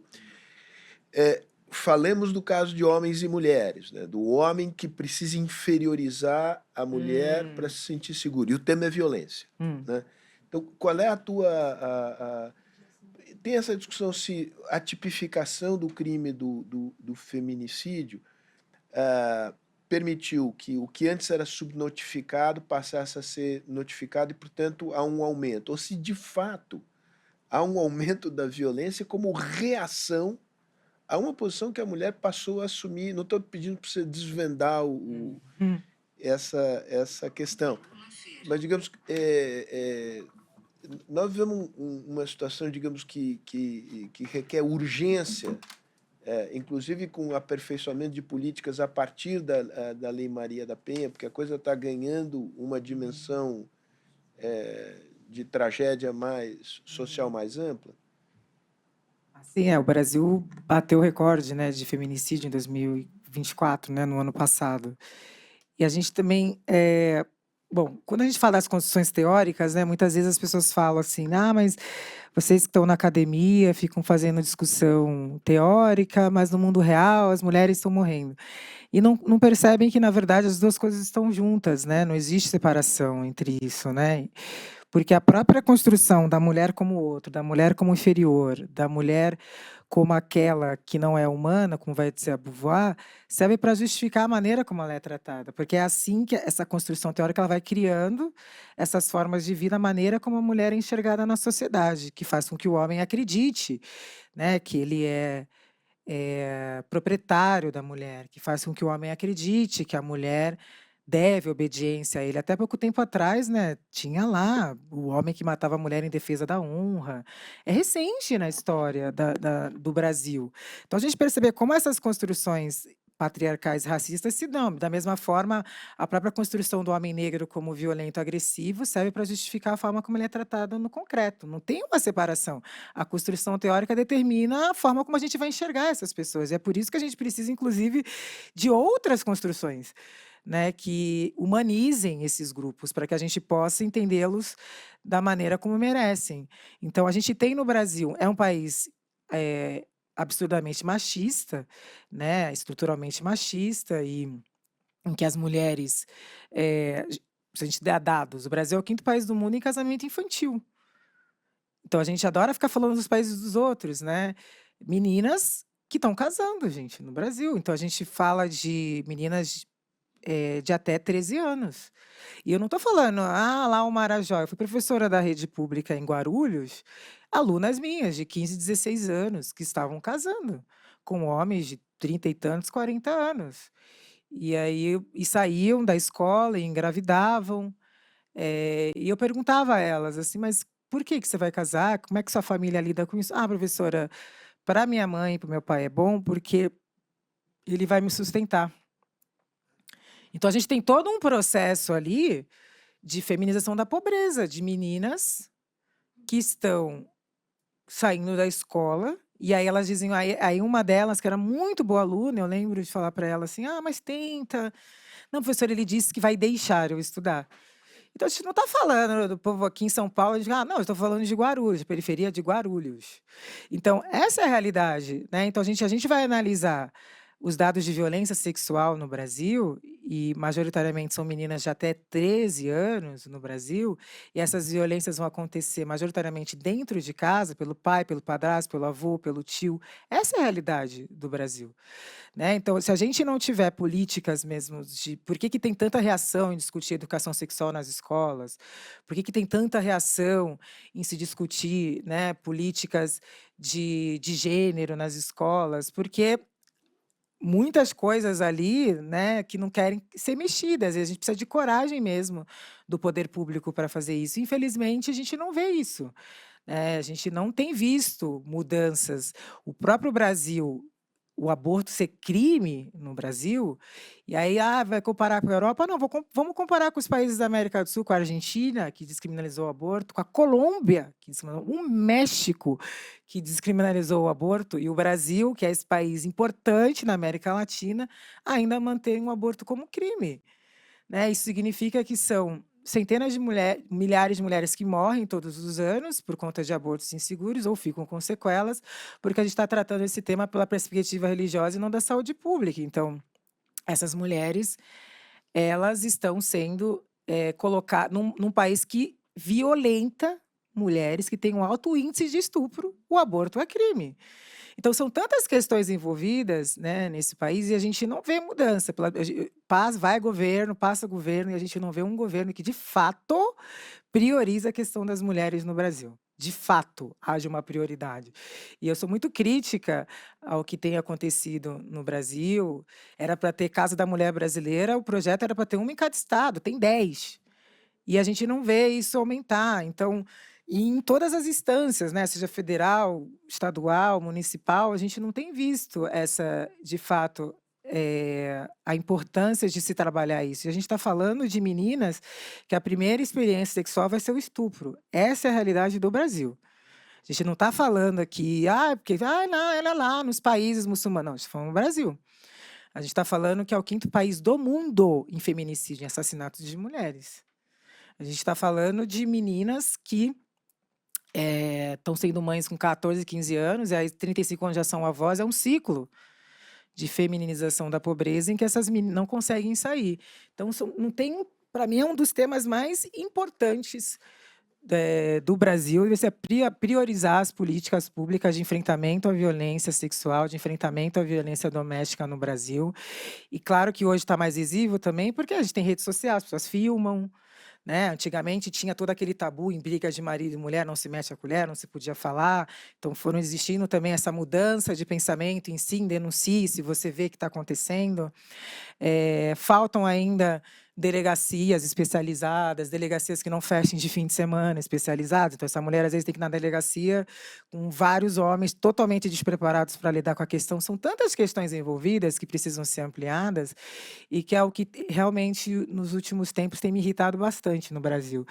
A falta desse compromisso, fica só numa conversa, aí fica achar que discutir feminismo, aí fica aquelas mulheres famosas discutir porque eu botei uma foto de biquíni, aí fica uma discussão totalmente, e aí eu fui criticada, eu fico, amiga, tem mulher morrendo, vamos discutir o que é o negócio feminino, aí fica um clube da Luluzinha, de mulheres privilegiadas, porque eu botei um biquíni, aí falaram do meu corpo. É um absurdo, mas olha só, vamos usar nossa plataforma para falar sobre o que está acontecendo no Brasil hoje. Enfim, eu tenho um instituto aqui em São Paulo, a gente trabalha com mulheres vítimas de violência doméstica, e é absolutamente assustador. E cada vez mais tem chegado mulheres imigrantes de países como Bolívia, Colômbia, Argentina também, mulheres que, enfim, elas ficam ali numa casa de acolhimento, e a gente presta assistência a essa casa de acolhimento, que é um equipamento público aqui do município. E a realidade da base, quando a gente está ali trabalhando com mulheres da base, que é o meu caso, a gente está vendo ali a situação absolutamente alarmante. Assim. A gente faz o que a gente pode como ONG, o que a gente pode, inclusive trabalhando junto com a política pública. Mas faltam ainda muitas. Eu acho que a questão do aborto é essencial, independente da visão religiosa de cada um. Né? A gente faz política pública, a gente não está... Guarda a sua fé, não faça você, mas a gente está falando de um problema, a gente tem dados, né? E enfim, de um problema alarmante, é uma epidemia no Brasil, na verdade, de assassinato de mulheres, e a gente não está vendo saída a curto prazo, nem a longo prazo dessa situação. São os direitos das mulheres os primeiros a serem rifados, sempre. Né? Ah, não podemos falar por causa dos evangelhos, não podemos falar por causa não sei o quê, não podemos falar por causa não sei o quê. E, enquanto isso, as mulheres seguem sem nenhum tipo de assistência. Então, aproveitar também isso, vamos nos mobilizar mesmo em relação a essas situações, porque não fica a mídia em geral, né, não mostra mesmo, ali fica um caso isolado, parece que é caso isolado. Aí você vai ler os comentários, eu ainda faço isso. As pessoas estão lá, nossa, o que está acontecendo com o Brasil? Hoje, como assim, gente? Sempre aconteceu, né? Então, enfim.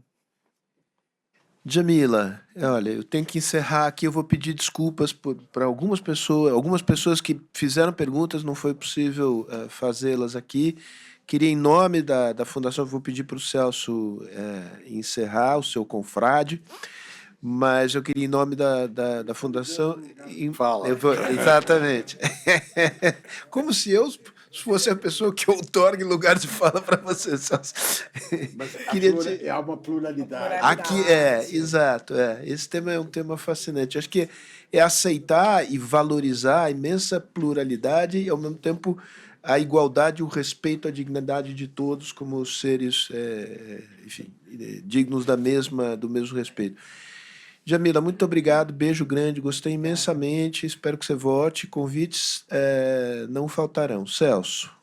Olha, reitero, muito obrigado, foi ótimo, foi uma grande oportunidade a gente discutir grandes temas da ordem do dia. Vamos contar com a sua presença brevemente em outras discussões sobre esse assunto. Com certeza. E adorei, já notei a indicação do Ortega. Muito bom, gente. Beijos e abraços.